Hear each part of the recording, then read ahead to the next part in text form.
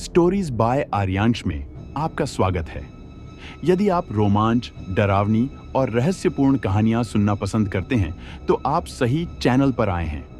अब से हम अपनी शामें एक साथ बिताएंगे और ऐसी कहानियां सुनेंगे जो आपको अंदर तक उत्तेजित कर देंगी और आपकी रीढ़ में सिहरन पैदा कर देंगी। इसलिए अपने हेडफोन लगाएं, रोशनी कम करें, कुछ अकेलापन ढूंढें और आज की स्टोरी बाय आर्यांश का आनंद लें।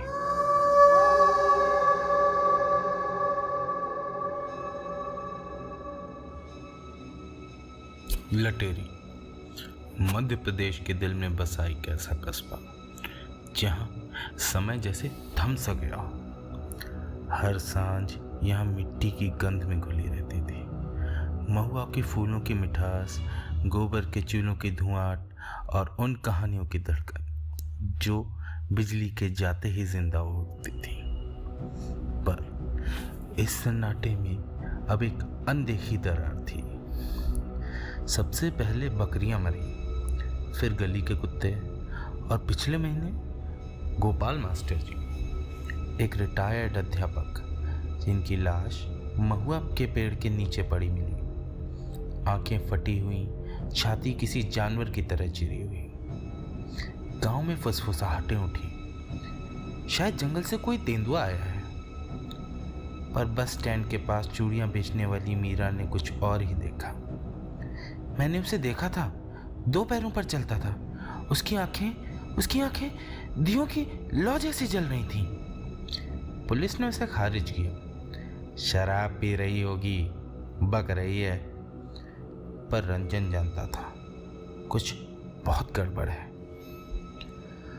रंजन भोपाल का एक फ्रीलांस फोटो जर्नलिस्ट लटेरी आया था, किसानों की आत्महत्याओं पर स्टोरी कवर करने।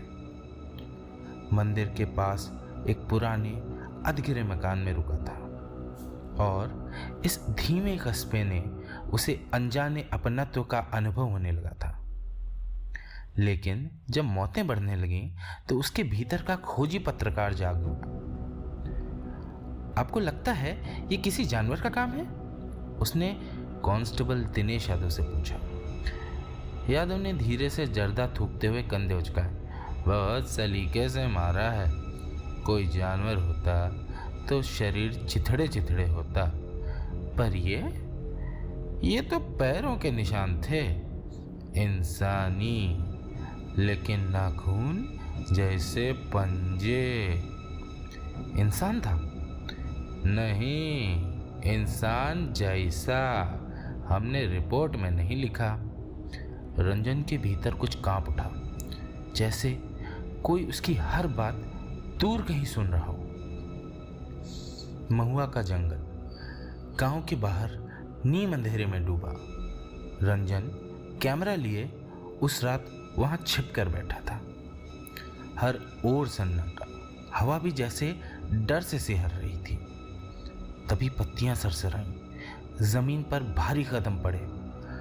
वो कुछ झुका हुआ सा दिखा, लंबा, झबरीला, काले बालों से ढका हुआ। वो पेड़ के नीचे कुछ सूंघ रहा था और फिर उसने रंजन की ओर देखा। नारंगी आंखें जलती हुई, एक घुर्राहट और फिर वो दौड़ा। रंजन को कुछ याद नहीं, बस इतना कि वो अगली सुबह पास के गांव बसाई में एक बैलगाड़ी के नीचे पड़ा मिला। कपड़े फटे, कैमरा टूटा हुआ। पुलिस ने कहा डकैती रही होगी, पर वो जानता था वो इंसान नहीं था, वो कुछ और था। भेड़िए जैसा, मगर 2 पैरों पर चलता हुआ, नरक का कोई पुराना देवता। और वो सिर्फ हमला करने नहीं आया था, वो कुछ और भी ले गया था। फिर एक और हत्या। सब्जी बेचने वाली मंजूबाई की लाश स्कूल की बाड़ के पास मिली। उसका सीना फाड़ा गया था, गर्दन आधी कटी हुई, चारों ओर खून। रंजन अब हर घर पर दस्तक देने लगा। क्या आपने कुछ देखा? एक बच्चा बोला। मंदिर के पीछे पुराने कुएं के पास देखा है, पापा कहते हैं वो वहीं रहता है। कई ने मुंह फेर लिया, कुछ ने थूक कर कहा काले सवाल मत पूछो। पर दीपक गांव का मैकेनिक धीरे से बोला, मेरे चाचा कहते थे हर पूर्णिमा की सोमवती अमावस्या को कुछ खुलता है, महक आती है जले हुए बालों की, कच्चे मांस की। गांव वाले छुपाते हैं इसे। क्या छुपाते हैं? कुछ पुराना, कुछ जो भूखा है। अब पैटर्न साफ था, हर पूर्णिमा को एक हत्या। रंजन मंदिर गया। वहाँ पहली चीज जो महसूस हुई वो गंध थी। चंदन और धूप के नीचे दबी हुई कोई सड़ी हुई चीज। पीछे की जंजीर लगी सीढ़ियां। रंजन ने चट्टान से ताला खोला। अंदर हड्डियां, मानो खोपड़ियां, गोल घेरा बनाकर रखी हुई। दीवारों पर रक्त से बने चिन्ह, एक वेदी जिस पर राख थी और कोने में एक खून से सनी धोती, अभी भी गीली। ये कोई दुर्घटना नहीं थी, ये बलिदान था, पूजा, अंधविश्वास नहीं, अनुबंध।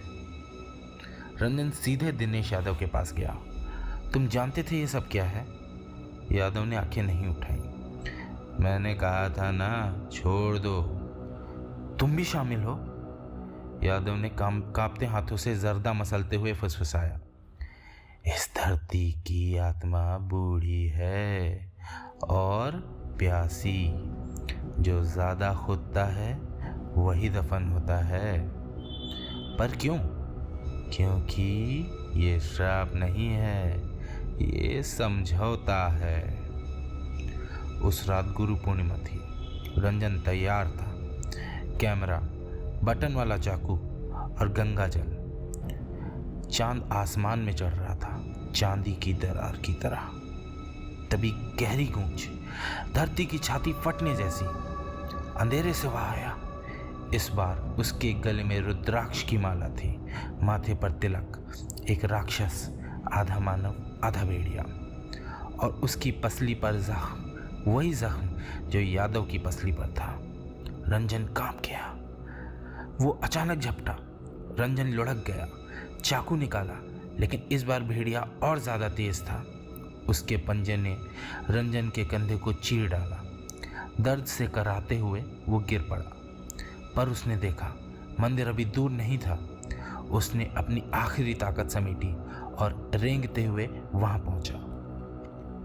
मंदिर के भीतर अंधेरा था और भयानक शांति। राक्षस अभी दरवाजे पर था। उसकी आंखें अब भी जल रही थीं। रंजन ने आंख उठाई। शिवलिंग के पास रखी उस पुरानी मूर्ति के हाथ में एक चांदी जैसी चमकती हुई त्रिशूल नुमा वस्तु थी। धूप दीप की कालीमा में भी वह चमक रहा था। रंजन ने कांपते हुए हाथों से वो दिव्य अस्त्र खींचा, जैसे किसी प्राचीन ऊर्जा ने उसे छू लिया हो। जैसे ही उसने उसे उठाया, राक्षस चौंका। उसकी आंखें भयानक पीड़ा से भर उठी। तू नहीं जानता ये क्या है? वो राक्षसी गूंज में फुसफुसाया।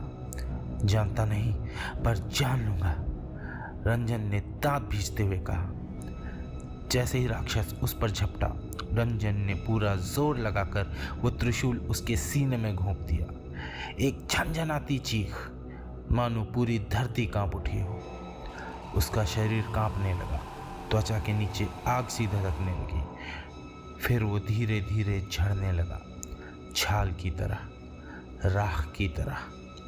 अंत में कुछ नहीं बचा, सिर्फ राख और एक जलती हुई गंध।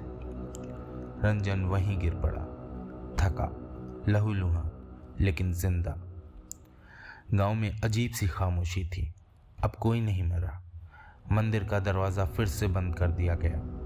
कोई नहीं जानता कि उस मूर्ति का हाथ अब खाली है और कि एक पत्रकार एक कहानी के पीछे एक राक्षस को मिटाकर लौटा है।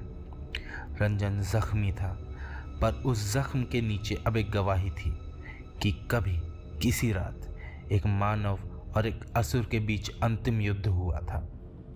उसका लेख अब एक वाक्य में सिमटा था।